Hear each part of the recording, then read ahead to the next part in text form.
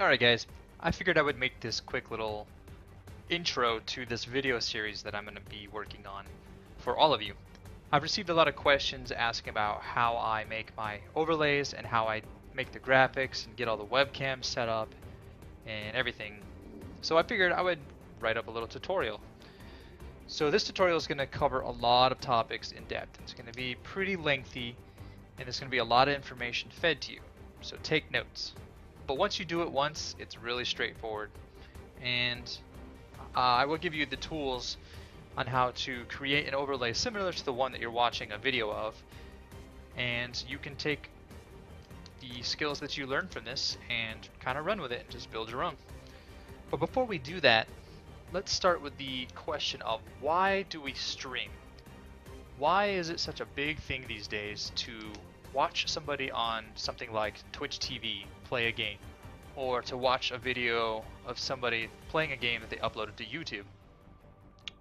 Like, for example, PewDiePie, who's one of the biggest people on YouTube that uploads videos of him playing games. Now, is it because he's really good at games? Is it because he's really funny? No.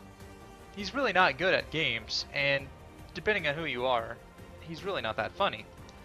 It's because of something a little more scientific.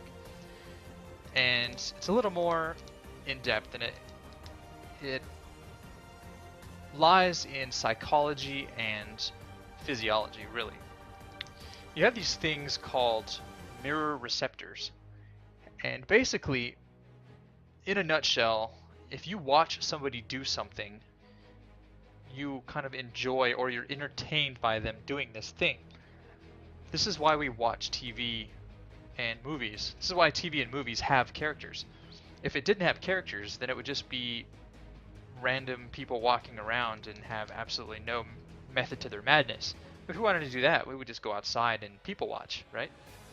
This is why we follow characters, because we are empathizing with the characters. We can relate to what they're doing, or we enjoy watching what they're doing. We gain that same satisfaction as they are performing their task. If that sounds a little bit confusing, basically, if you're watching somebody play a game, you get the same enjoyment of playing the game as they are just by watching them. And whether you know if you're doing it or not, it's something that happens psychologically. It's actually kind of cool. So this is why we stream, because one, we enjoy playing the game, but two, because we know that others will enjoy watching play. So some of the topics that I'm going to cover in this series will be creating the graphics for your overlay.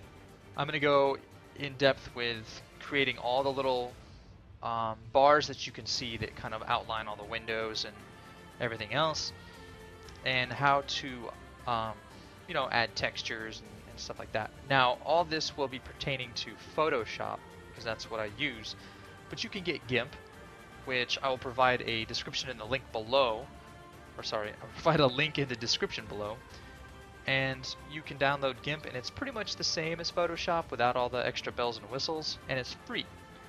Now, I'm not 100% adept with GIMP, so if you have questions with it, you're going to have to rely on Google.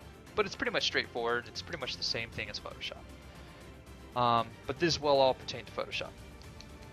I will also go over using OBS. Now, OBS is Open Broadcaster Software. It's kind of like XSplit, but it's free.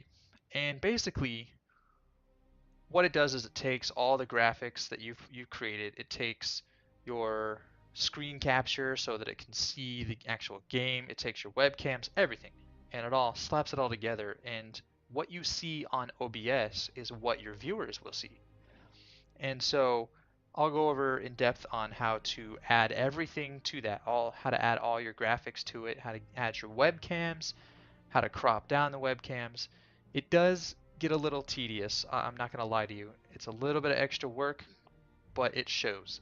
The more extra effort you put into your overlay and into your game, people will notice that. I'm also going to cover on how to use Roll20. Now you might be asking yourself, well, we're using Fantasy Grounds. Why would we want to even, bother with Roll20?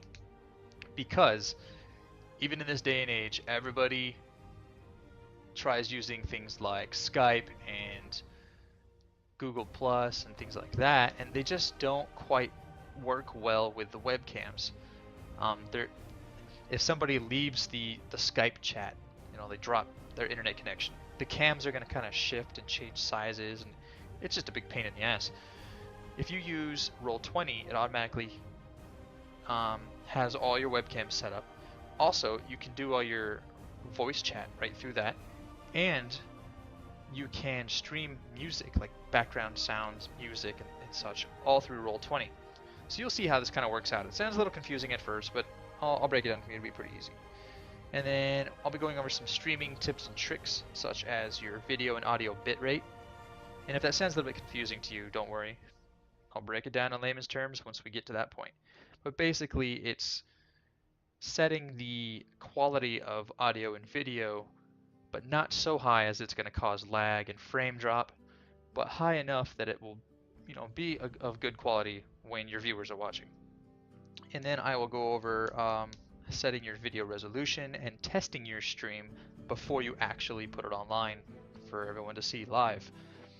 And then finally, I'll cover a little bit of topics related to actually streaming for the first time, some issues that people have and how to fix those things on the fly. And then I'll go over a couple little tidbits on Twitch alerts, which is basically something that pops up to notify you if somebody follows or subscribes or donates to you.